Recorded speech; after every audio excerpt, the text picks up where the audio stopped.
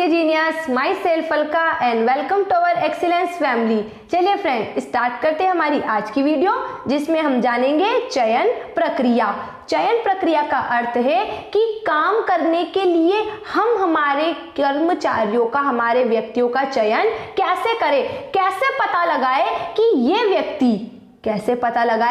ये व्यक्ति हमारी संस्था को अपना काम समझकर करेगा और हमारे हित में काम करेगा। तो इस बात का पता लगाने के लिए हमें विभिन्न प्रक्रियाओं से होकर गुजरना होता है, जिन प्रक्रिया को बोला जाता है चयन की प्रक्रिया। तो कौन कौन सी ऐसी स्टेप होती है जिसके माध्यम से हमें उस व्यक्ति की योग्यता, कुशलता, उसका अनुभव मालूम होता है और साथ ही साथ हम ये जज कर पाते हैं कि हाँ, ये हमारे हित में काम करेगा और सही तरीके से अपनी सेवाएं हमें देगा। ठीक है फ्रेंड्स, तो देखो क्या लिखा कि कर्मचारियों का चयन करना एक नीतिगत विषय है, मतलब बहुत ही सतर्कता के साथ उसका चयन करना, क्योंकि गलत कर्मचारी का चयन हो जाएगा तो हमारी सारी योजना निष्फल हो जाती है। इसलिए चयन करते समय बड़ी ही सतर्कता रखनी चाहिए। इस संबंध में प्रत्येक उपक्रम की अपनी स्वतंत्र नीति होती है। चयन की प्रक्रिया एक बहुत सोच समझकर करनी चाहिए, क्योंकि एक नीतिगत विषय है। इसलिए प्रत्येक संस्था, प्रत्येक उपक्रम में वह अपने यहाँ कर्मचारियों को नियुक्त करने के लिए अपनी एक स्वतंत्र नीति अपनाती है। यह नीति कंपनी के आकार, कार्य की प्रकृति, योग्यता एवं स्तर भेद पर निर्भर करती है। अब हर एक उपक्रम, कोई उपक्रम छोटा होता है, कोई बड़ा उपक्रम होता है। कोई उपक्रम में व्यक्ति का इंटरव्यू के माध्यम से सिलेक्शन होता है, तो किसी उपक्रम में बिना इंटरव्यू के सिलेक्शन कर लिया जाता है। जैसे प्राइवेट और गवर्नमेंट स्कूल में देखो, क्या गवर्नमेंट स्कूल में टीचर ऐसे ही सिलेक्ट हो जाते हैं? क्या नहीं होते, उनकी एक प्रोसेस होती है। जबकि प्राइवेट स्कूल में टीचर को अपॉइंट करना बहुत ईजी है। तो यही बात है कि प्रत्येक उपक्रम में कर्मचारियों के चयन करने की रीति कैसी होती है, अलग अलग होती है, स्वतंत्र नीतियां होती है। और ये बात उसके आकार, कार्य करने की प्रकृति, इन सब पर निर्भर करती है। ठीक है, और उसी के आधार पर चयन प्रक्रिया निश्चित की जाती है। उपक्रम के कार्य, प्रकृति, इन सब के आधार पर एक वृहत मतलब बड़े आकार के उद्योग में कर्मचारियों का चुनाव करते समय निम्न प्रक्रिया अपनाई जाती है। कौन कौन सी प्रक्रिया देखे जरा। प्राथमिक साक्षात्कार अथवा प्रार्थियों का स्वागत। दूसरा, आवेदन पत्र भरना। साक्षात्कार मतलब इंटरव्यू। विभाग प्रधान की अंतिम स्वीकृति, शारीरिक परीक्षण और नियुक्ति पत्र। ये 6 स्टेप बताई गई है। अब फ्रेंड्स, हमने पहले ही पढ़ लिया कि प्रत्येक उपक्रम के चयन करने की नीति कैसी होती है, स्वतंत्र होती है। इसलिए हो सकता है कुछ उपक्रम इन 6 पॉइंट को अपनाए और कुछ उपक्रम इनमें से 5 को अपनाए या कोई उपक्रम 10 अपनाए। सबकी अलग अलग नीतियां हैं, लेकिन यहाँ हम इन 6 पॉइंट से समझने का प्रयास करेंगे। तो एक एक करके हम सभी का अर्थ जानेंगे। फर्स्ट हम जानेंगे प्राथमिक साक्षात्कार अथवा प्रार्थियों का स्वागत। इसका क्या अर्थ है? यह चयन प्रक्रिया का प्रथम चरण होता है। इस प्रकार के साक्षात्कार प्राय नियोजन कार्यालय द्वारा आयोजित किए जाते हैं। नियोजन कार्यालय जो कि योजना बनाता है, क्योंकि वही तो बताता है कि काम करने के लिए कितने व्यक्ति चाहिए। इसमें प्रार्थी को बहुत थोड़े समय में ही कार्य, मजदूरी एवं कार्य दशाओं तथा कंपनी के बारे में बतला दिया जाता है तथा उनसे उनकी शैक्षणिक योग्यता, अनुभव, कौशल, कार्य रुचि तथा अन्य आवश्यक बातों की जानकारी प्राप्त कर ली जाती है। यदि इस प्रथम साक्षात्कार अथवा स्वागत में यह पाया जाता है कि प्रार्थी कंपनी के लिए उपयोगी सिद्ध होगा, तो उसे विस्तृत साक्षात्कार के लिए बुला लिया जाता है। फर्स्ट बोल रहा है प्राथमिक साक्षात्कार प्रार्थियों का स्वागत। सबसे पहले व्यक्तियों का क्या किया जाता है? स्वागत। मतलब कि स्वागत का मतलब ऐसा नहीं फूल माला पिला के उसका स्वागत किया जाए। स्वागत का मतलब होता है सबसे पहले उसकी इच्छा को जानना, उसे बोलना कि भाई हमारे यहाँ पे ये काम है, आप काम करने के लिए इच्छुक हो या नहीं हो, क्योंकि उसकी स्वीकृति भी तो आवश्यक है। उसकी स्वीकृति मतलब उसकी मंजूरी, उसकी हाँ, उसकी यस हमारे लिए जरूरी है, तब जाके हम क्या करेंगे, अगली स्टेप पर जाएंगे। तो यहाँ फर्स्ट पॉइंट में हमने जाना कि सबसे पहले प्रार्थी का फर्स्ट इंटरव्यू, फर्स्ट साक्षात्कार होता है, जिसमें उसे कार्य करने के तरीके, कार्य से रिलेटेड जितनी भी बातें होती सब बता दी जाती है। अगर वो उससे एग्री, उससे सहमत हो जाता है तो सेकंड स्टेप पे आते हैं, जिस सेकंड स्टेप को बोला जाता है आवेदन पत्र भरना।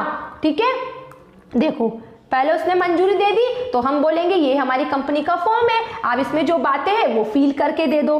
ठीक है, तो ऐसे प्रार्थी जो कि प्राथमिक साक्षात्कार में सफल घोषित किए गए, उनसे एक खाली प्रपत्र जिसमें उस व्यक्ति के संबंध में विस्तृत जानकारी प्राप्त की जाती है भरवाया जाता है। इसमें प्राय निम्न जानकारियां होती है। कौन कौन सी? जीवन संबंधी जानकारी, शैक्षणिक जानकारी, कार्य अनुभव, वेतन तथा अन्य सुविधाएं, व्यक्तिगत रुचि। मतलब उससे पूछा जाता है वो मैरिड है, अनमैरिड है, वो कितना हमसे वेतन चाहता है, हम 10,000 देना चाहते हैं, उसकी भी तो जाने, क्या वो 15 तो नहीं चाहता हमसे। ठीक है, तो और उसको क्या सुविधा चाहिए, उसकी क्या उम्मीदें हैं, क्या अपेक्षाएं हमसे, उन सब बातों को जाना जाता है। ठीक है, दोनों पॉइंट समझ में आ गए। फर्स्ट, प्राथमिक साक्षात्कार है, उसकी स्वीकृति का मतलब होता है उसे कंपनी के रूल्स रेगुलेशन बताना। जब वो एग्री हो जाता है, अपनी स्वीकृति दे देता है, तो दूसरी स्टेप आती है उससे फॉर्म फिल करवाना। ठीक है, फॉर्म फिल करने के बाद अगली स्टेप आ गई फ्रेंड्स यहाँ पर साक्षात्कार, मतलब इंटरव्यू। यह चयन प्रक्रिया का एक महत्वपूर्ण अंग है। इसके द्वारा व्यक्ति के उत्तरदायित्व, उसके व्यवहार एवं गुणों का पता लगाया जाता है। इंटरव्यू में फेस टू फेस, आमने सामने व्यक्ति होते हैं, जहां हर एक बात का क्या हो जाता है, क्लियर हो जाती है हर एक बात कि उसने फॉर्म में जो बात लिखी है, जो उसका नॉलेज बताया है, क्या उसमें उतना नॉलेज है या नहीं है, वो सारी बातें क्लियर हो जाती है। इसमें चयनकर्ता एवं आवेदक आमने सामने बैठकर विचार विमर्श करते। चयनकर्ता जो चयन करता है, आवेदक जो चयन होना चाहता है, जो आवेदन देता है। चयनकर्ता व्यक्ति के संबंध में विशेष जानकारी प्राप्त करते हैं, वह आवेदन पत्र में दी गई सूचनाओं की पुष्टि करते हैं अथवा स्पष्टीकरण प्राप्त करते हैं। जो बातें वो उस फॉर्म में फिल करते हैं उसका स्पष्टीकरण मांगते हैं, उससे रिलेटेड कुछ बात पूछते हैं। जैसे उसने बोला कि हाँ भाई मैं 12 पास हूँ या बीकॉम हूँ या एमकॉम हूँ, तो उससे रिलेटेड एक क्वेश्चन पूछ के डाउट क्लियर करना कि हाँ इसमें ये एबिलिटी, इसमें नॉलेज है या भी नहीं है। तो ये होता है इंटरव्यू। अब इंटरव्यू हो गया तो उसके बाद क्या हो रहा है कि विभाग प्रदान की अंतिम स्वीकृति। जिसने इंटरव्यू लिया तो वो क्या करेगा, डिस्कस करके बताएगा कि काम करने के लिए सही है या नहीं है। तो उपयुक्त स्थितियों से प्रार्थी द्वारा सफलता प्राप्त करने के पश्चात उसको अंतिम स्वीकृति के लिए विभागाध्यक्ष के पास भेज दिया जाता है।